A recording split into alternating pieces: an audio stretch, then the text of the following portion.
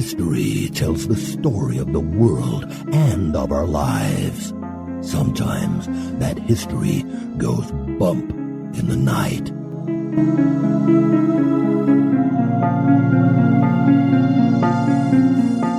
Broadcasting from the center of oddity and the supernatural in Central Florida, it's the History Goes Bump podcast. Hello, you spooktacular people. Welcome to this 113th episode of the History Goes Bump podcast. Ghost Tours for the Theater of the Mind. I am your host, Diane. And this is Denise. And on this episode, we're going to jail here in America. We're going to a penitentiary that a lot of our listeners probably are very familiar with. Denise, this has been featured on every haunted program out there. It's considered to be one of the most haunted prisons, if not one of the most haunted locations in America, and that is Eastern State Penitentiary. This was suggested by our listener, Steven Fitzgerald, and we got a lot of research assistance from April Rogers-Crick. This was a place that was built to help reform prisoners, Denise, but as we share the history, people are going to find out that it was a prison that was a horrible place to be. There wasn't much about reformation going on here. There was a lot of torture going on, I think. Before we get into that, I want to point you at our website, historygoesbump.com. Denise, if people want to send us some feedback, where can they do that? They can do that at historygoesbump@gmail.com. I want to draw your attention to Mark Nixon, who heads up Shadows at the Door. Our regular listeners would be familiar with Mark. He read a story for us on our last Christmas special, and he has started a Kickstarter because they are putting together an anthology, and I wanted to direct you at that. You can find that over at Kickstarter. Just put Shadows at the Door in the search box, and you should be able to find it. We also have a direct link to the page in our show notes today. Chris Scarborough over at the Curioso shared a long-lost H.P. Lovecraft manuscript has been found out there. Wow, that is very, very cool. Indeed. So I'm looking forward to finding out what it reads. So I hope they put that out pretty soon. And poor East Texas and Louisiana, Denise, I've seen stories in the news. They've had a lot of historic flooding going on down there. There are caskets floating. Actually, I've seen a lot of pictures of them because one of the guys I know from Taekwondo lives in Louisiana, and he's posted quite a few things on Facebook regarding that. Okay, and we do have some comments coming in. So from Nicole Mercado Champagne, she commented over on the blog about the History Goes Bump podcast episode 53, which was Alcatraz. I have been to Alcatraz. My husband and I did a tour as part of our honeymoon. I took loads of pictures, but nothing weird or strange in the photos. However, when we were in the Alcatraz store, something did happen. To this day, my husband is still freaked out about it. He was looking at some of the signs for sale, and he was near some books. I walked away from him to look at other items, and I heard this loud crash and turned around and saw my husband looking at me with terror in his eyes. Near him was a bunch of books thrown on the floor. I asked him what did he do, and he swore that he did not touch anything. The books just fell on the ground, but they were not on the ground near the other books, like if they just fell over. They looked like someone threw them. The clerk came over and acted like it happens all the time. My husband still, to this day, speaks of this and still maintains that he did not touch the books. I believe him because he is not one to admit to something paranormal, and the look on his face said it all for me. Well, as we talked about in that episode, Alcatraz is apparently haunted, so I wouldn't be surprised.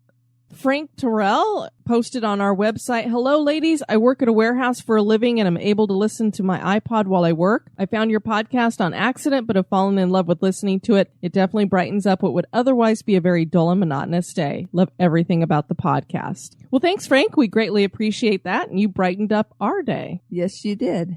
Chris Mulcahy, I hope I said that right, emailed us, "You may have already gotten an answer on this as the question came up on an older podcast, but I believe I remember reading about winter-summer kitchens. If I recall, summer kitchens were often separate from the home in more well-to-do homes in order to keep the stifling heat away from the owners, since air conditioners, electric fans, etc. were not a thing yet. While in the winter, cooking was done inside the home in order to not have to go outside so often and help to heat the home. I haven't really heard anything about basements per se with regards to kitchens, and I feel like I've heard the house kitchen simply referred to as the kitchen and the detached kitchen referred to as the summer kitchen, but maybe that helps shed a little light on the question.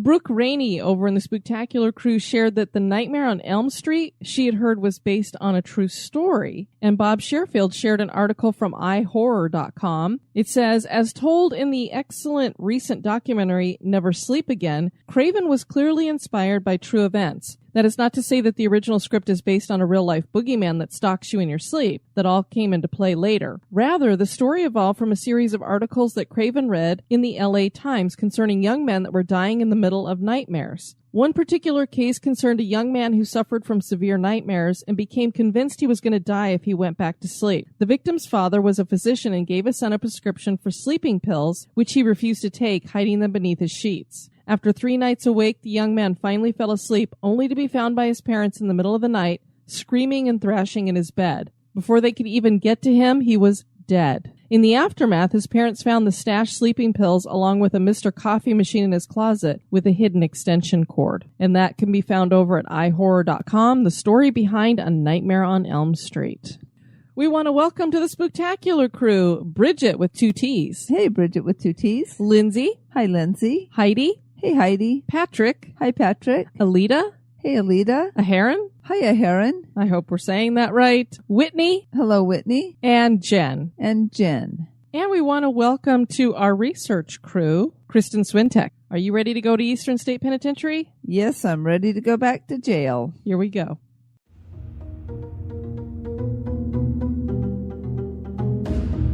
Become an executive producer of the History Goes Bump podcast for as little as $1 a month. For $5 a month, you can access exclusive content like the Haunted True Crime Bonus Cast. And for $10 and above a month, you get all that plus awesome History Goes Bump gear. Check out patreon.com/historygoesbump for more information. Or you can give us a one-time donation by clicking the donate button at historygoesbump.com.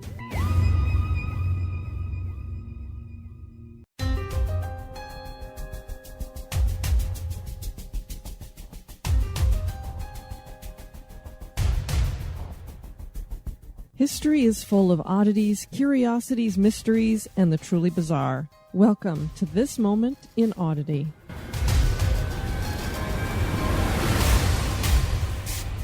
And this moment in Oddity was suggested by Toby Hessenauer. Did you know there was a Japanese Atlantis? That is how some refer to a mysterious underwater city found near Yonaguni-jima, Japan. It is believed the city was above water until an earthquake 2,000 years ago caused it to sink. The largest building in the underwater city is a megalithic stepped pyramid. The ruins were first discovered in 1985 by a local diver. Some believe this is the lost city of Mu, which has been thought to be just a legend. Masaki Kimura is a marine geologist who has studied the site for 15 years. He claims that the stone appears to have quarry marks and etchings that could only have been made by humans. He has identified 15 structures, including 5 temples, a large stadium, a triumphant arch, and a castle. He even claims that there are formations that seem to resemble animals and that a relief featuring a cow-like creature is on the wall of the structure. The Japanese government has done nothing to preserve the site or draw attention to it because there is some controversy over whether this really is an underwater city. And therein lies part of the mystery. Not only is the city itself and whoever created it a mystery, but there are those who claim that the city is actually just a result of natural formations. Some scientists claim that earthquakes and tsunamis could have helped shape the sandstone under the water, so that it appears to be man-made. Whether it is man-made or natural-made is still up for debate. But if this truly is the remains of some Atlantis-like ancient city, that would certainly be odd.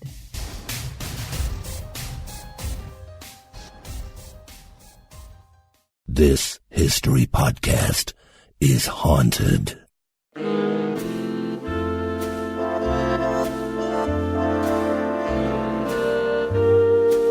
This day in history.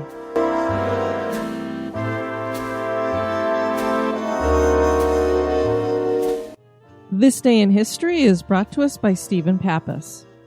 On this day, March 20th in 1899, Martha M. Place became the first woman to be executed by electric chair.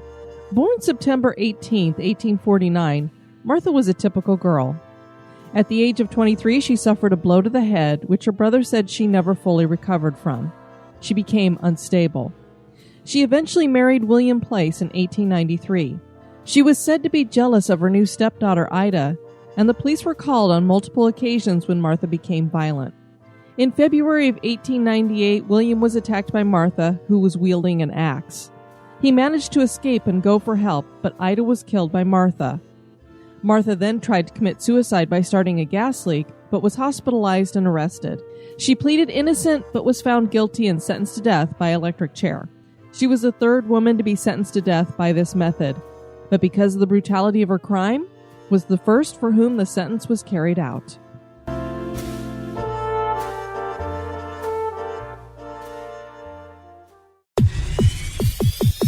You're listening to History Goes Bump. Eastern State Penitentiary was built to start a reformation when it came to America's penal system. Prison was making the move from a place of punishment to a place of reform. Eastern State became the most expensive building in America when it was built in the late 1800s, and it was the most famous prison in the world. Al Capone even spent some time here. Officers and inmates have reported haunting activity for decades at the prison, and this activity seems to have only increased since the penitentiary was closed to inmates for good. The reputation of the prison makes it a perfect place for the haunted house attraction it becomes every Halloween. But the ghosts here are very real. Join us as we explore the history and hauntings of the Eastern State Penitentiary. The period after the American Revolution was considered a time of enlightenment in America. Great American thinkers like Thomas Jefferson, John Adams, James Madison, Thomas Paine, and Benjamin Franklin were challenging traditional beliefs when it came to religion, science, and politics. 6 major ideas to come out of the Enlightenment were deism, conservatism, liberalism, toleration, republicanism, and scientific progress. The adoption of rational and humanistic principles developed during the Enlightenment affected prison reform and design. As we know from previous podcasts on prisons, many of these institutions were basically large holding pens, where all genders and ages were thrown in together. Abuse by prison guards was the norm. With prison reform came changes to the American prison system. And Denise, when it comes to Eastern State Penitentiary, this is going to become the model that is going to be used internationally. A lot of jails are going to be built in the same kind of design where you have a central hub and these spoking, like the wheels of a spoke coming out that are the cell block. As we've talked about with a lot of the prisons that we've featured, there was this thing called silence and the silent treatment, and Eastern State Penitentiary is where a lot of these ideas got started. Okay, and you're talking about the hub system. It's kind of like Walt Disney World. That's true. Oh, no, I work at a prison. The Magic Kingdom is set up like a hub with spokes coming off of it. But they're much more magical than what we're going to share with you in today's episode. Indeed. In 1829, the Philadelphia Society for Alleviating the Miseries of Public Prisons opened Eastern State Penitentiary, an experiment in correcting behavior through solitary confinement and reform instead of punishment. The society began in 1787 and met in the house of Benjamin Franklin. The group was led by Benjamin Rush, and he expressed a desire that the group make a goal of having Philadelphia become the place known internationally for prison reform. The group believed that causing prisoners to have penitent hearts would lead them to reforming. That is why this prison was called a penitentiary. Advocates for the system believed that if inmates were left alone for long enough away from the dirty outside world, a criminal's innate morality would prevail and straighten them out. Eastern State was considered the world's first true penitentiary.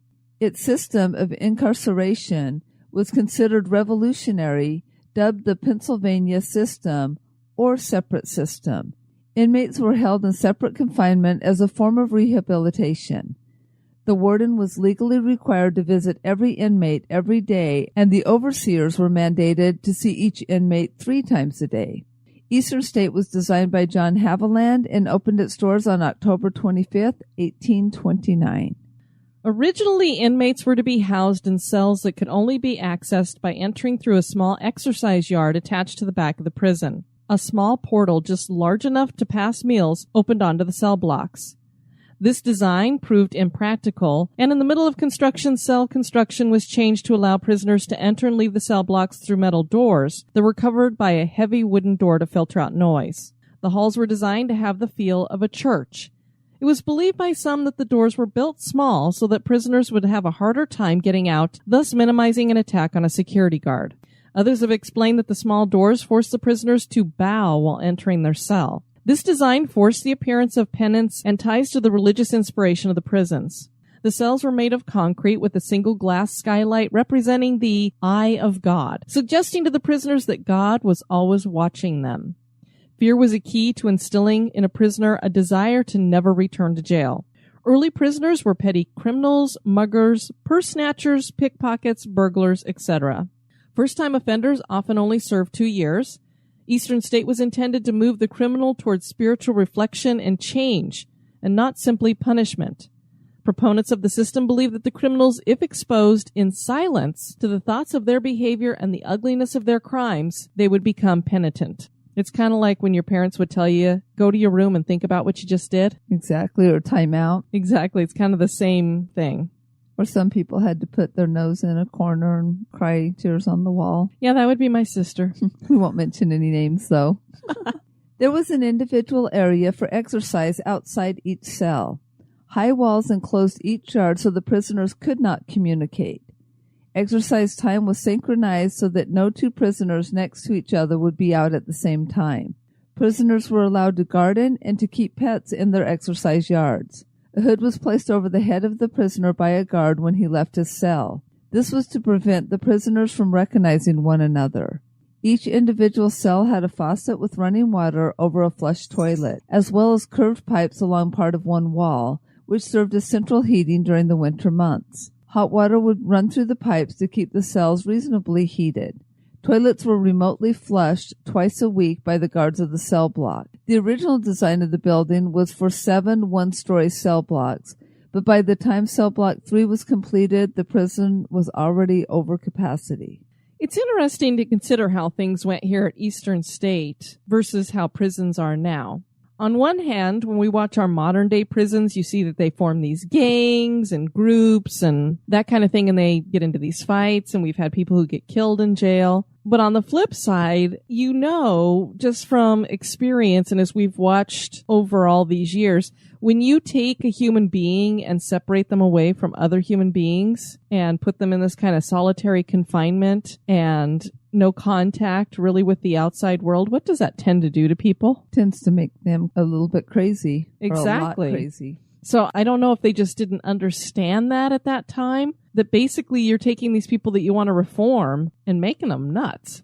Well, there's a couple things they could have actually been going towards, because there was a lot of the monks would do that, where it was a time of reflection, and that's when you got enlightenment. And they probably didn't know at the time, but they've done studies on back when there was a lot of orphanages in Russia, and the children, the little babies and the children in there got no physical touch. Some of those kids aren't reachable today. Like they do not and cannot connect to another human being from that solitary and isolation. So what you're doing is taking a criminal and then making it so they can't connect at an emotional level. That almost seems like you'd end up with a sociopath or worse. I don't know. Sure. All subsequent cell blocks had 2 floors. Toward the end, cell blocks 14 and 15 were hastily built due to overcrowding. They were built and designed by prisoners. Cell block 15 was for the worst behaved prisoners, and the guards were gated off from them entirely. Inmates were punished with the individual treatment system. At the time, this form of punishment was thought to be most effective. Due to overcrowding, the solitary confinement system eventually collapsed because you just couldn't put one person in one cell. It just wouldn't work when you have so many prisoners. By 1913, Eastern State officially abandoned the solitary system and operated as a congregate prison until it closed in 1970.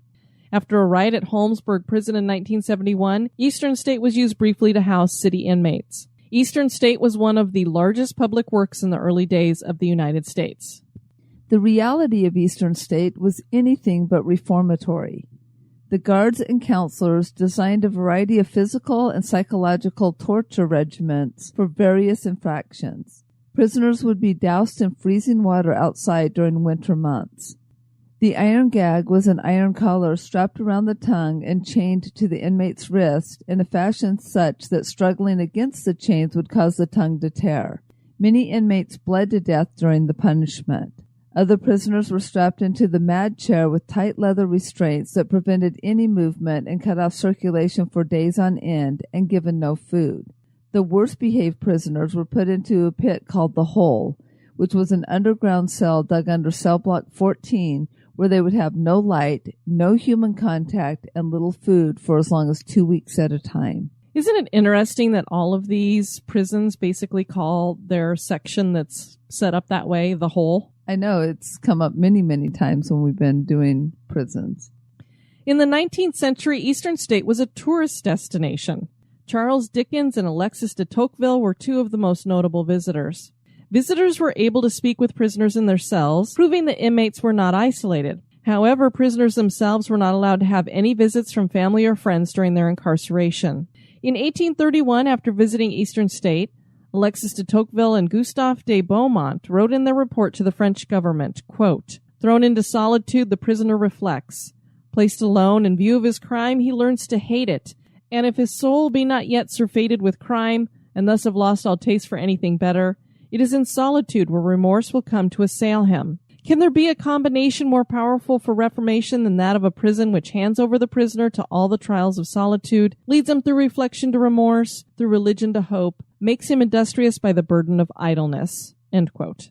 Charles Dickens did not agree.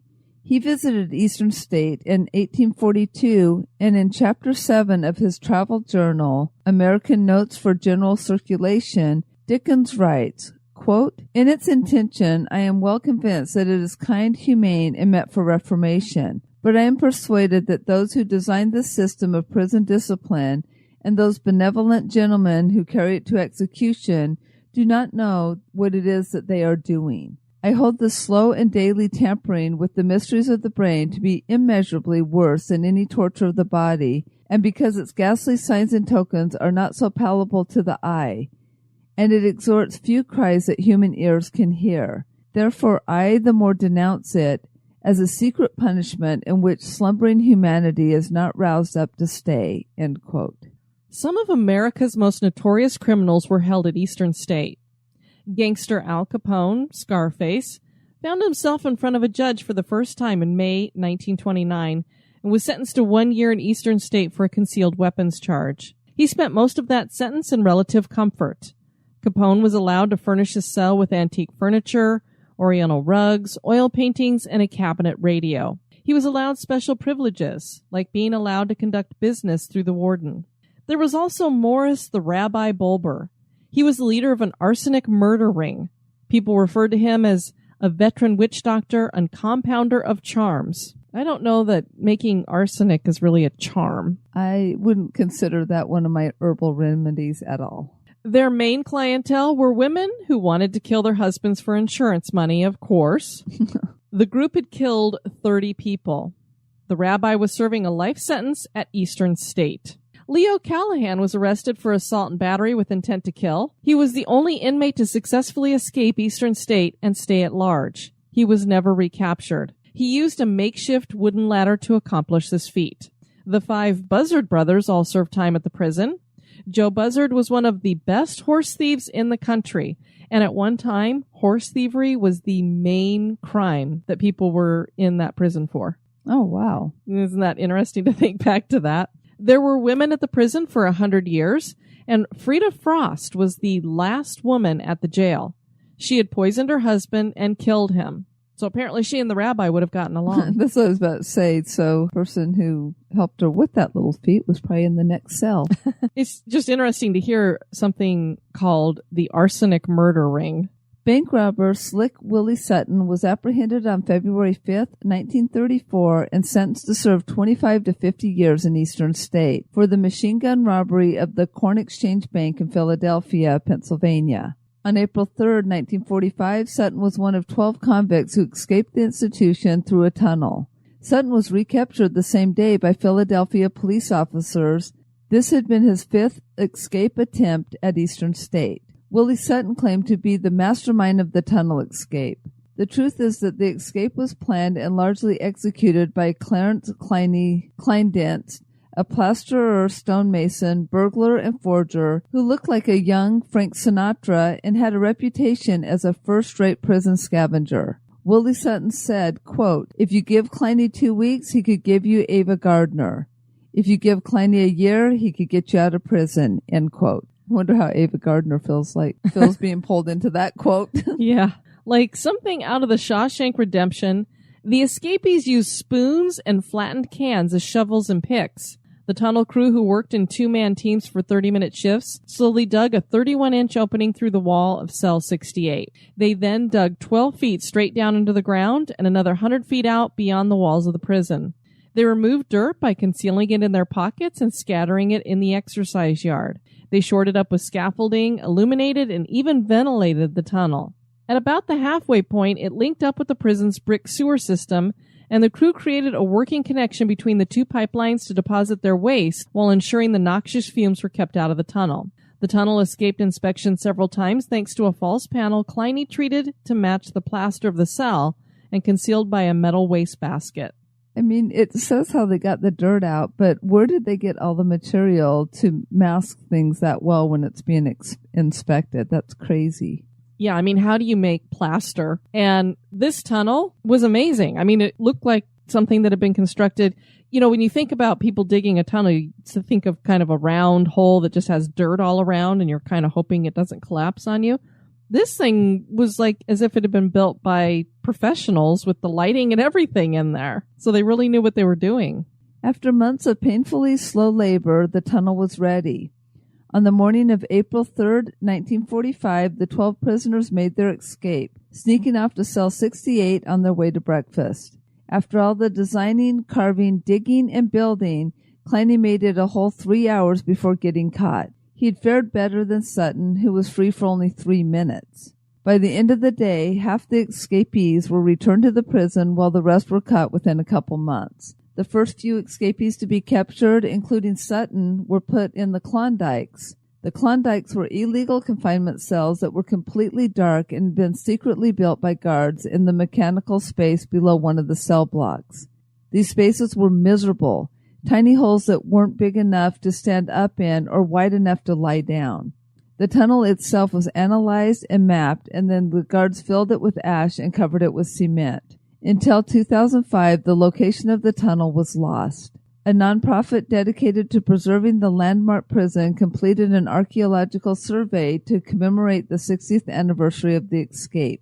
To find the tunnel, the group created a search grid over the prison grounds near the entrance, the location of which was known from old photos. Using ground-penetrating radar, the team was able to create vertical sections through the site in increments corresponding to the suspected width of the tunnel.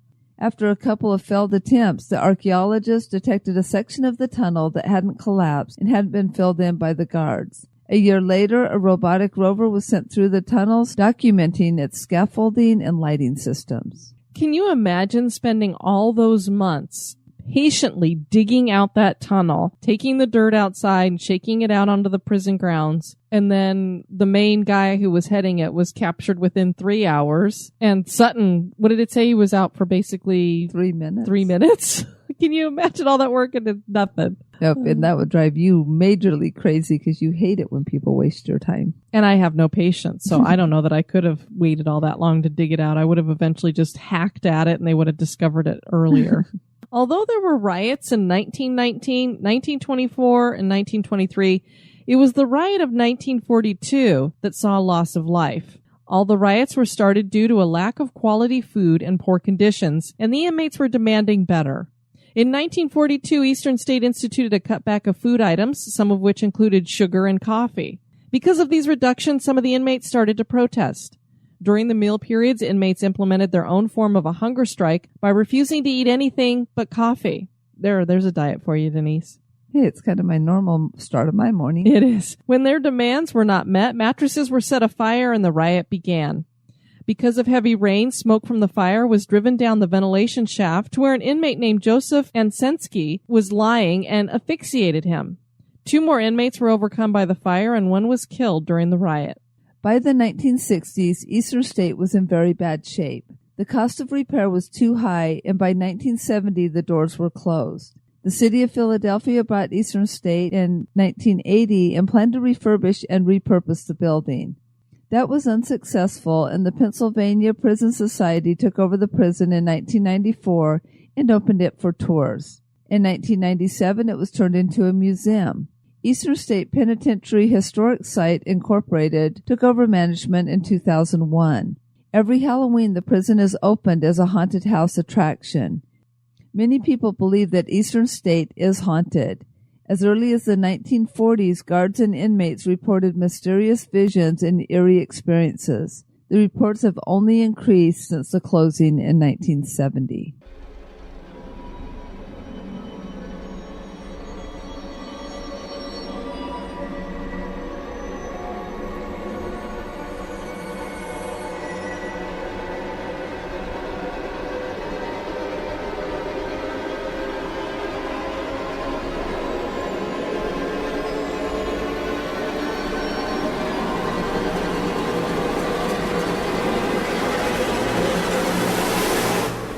A locksmith, and I believe his name was Gary Johnson, was working in cell block number 4 to remove a 140-year-old lock from the cell door. He suddenly was overcome by some kind of force that seemed to possess his body. He was unable to move. It was similar to sleep paralysis, only the locksmith had not been sleeping. Legend has it that when the locksmith removed the lock, he opened a gateway for spirits to come through, almost as if the spirits of the jail had been locked up here. The negative energy pulled the locksmith toward it. He claimed to see hundreds of distorted forms and faces filled with anguish on a cell wall. Every time he recalled the experience, he shuddered. You might remember that we touched on a haunting involving Al Capone at Eastern State in our St. Valentine's Massacre episode, which was number 28. Other inmates said that they could hear Capone screaming at somebody named Jimmy in his cell to go away and leave him alone. He was tormented every night. The prisoners assumed he was talking to the ghost of James Clark, a man who he murdered at the St. Valentine's Day Massacre in 1929. James Clark was the brother-in-law of Bugs Moran. Cell Block 12 has disembodied voices that echo through the block, and occasionally cackling is heard. On the 3rd floor of that same block, a tour guide claims that the cell doors were closed 1 minute and then wide open the next minute. Cell Block 6 features several shadowy figures that dart along the walls. Wails, whispers, and footsteps are heard in many areas, and there's never anyone there to make the sounds. There's a guard tower that has a shadowy figure visible inside of it on occasion. Eastern State has seen much pain and loneliness in its time. Are the spirits of former inmates still here in the afterlife? Are there dark and evil entities within the walls of the jail? Is Eastern State Penitentiary haunted? That is for you to decide. And they do offer tours there, so if you check out their official website, you can get more information on that. Definitely a place I would like to visit someday, Denise. We were in Philadelphia, but we weren't there long enough to visit this location. We weren't. On our next show, we are going to feature, I believe this is the first battleship that we've done. Very cool. The USS Lexington is a battleship, and apparently it's haunted. So we're going to be covering that on our next episode. That'll be very cool. And we have had quite a few people requesting battleships. So this will get us started down that road. We'll have more to come in the future, obviously. Oh, no, Diane, you sunk my battleship. Oh. You know what's really cool, Denise? I saw, was it last week or the week before? They have a Pirates of the Caribbean battleship. Exactly. That one looks very cool. And the ships are even, they're not just like named Pirates of the Caribbean battleship with the same ships that we had growing up. They're actually pirate ships. Yes, they are. Something Phil will definitely want for Christmas this year, I'm assuming. We do have some reviews to share with everybody. We'll start with the worst one first. We got a 3-star review from Miss Goodwines. The listener messages are excessive. The first 10 plus minutes are all reading listener messages. It's making me nuts. So Denise, apparently we are driving this person crazy. Sort of like solitary confinement for the theater of the mind? Indeed. I don't want to have to fast forward through the first quarter of each episode. especially since I usually listen to podcasts while I drive. The rest of the podcast is fantastic, though. Please omit the reviews or put them at the end of each episode so I can get to the good stuff faster. Well, we did move the reviews to the end. The listener messages are going absolutely nowhere, and some of those are pretty cool because people are sharing their haunted experiences at some of the locations we've talked about. So I enjoy that. I know that our listeners enjoy hearing themselves being talked about on the show, and we have a community here. So if you don't want to be a part of the community, I'm sorry, but we won't be changing that. 5 stars from Ms. Sullivan. Interesting yet creepy. I just discovered this podcast and it's amazing. Hope to meet these ladies someday. Well, we'd love to meet you as well. And Umi11, I hope I said that right. 5 stars, amazing. I love this combo of my love of history and the paranormal. The hosts are wonderful, and I look forward to every new podcast. Well, thank you, Umi. We appreciate that. I like that name, too. We want to thank you guys for listening to this episode. I have been your host, Diane. And this has been Denise. You take care now. Bye-bye. This episode has been brought to you by our executive producers. We'd like to welcome new executive producer, Megan Gregg. Thank you. Want to keep the spooks away? Give us a review. Societies rise and societies fall. When the time comes, one society steps forward to build a better future.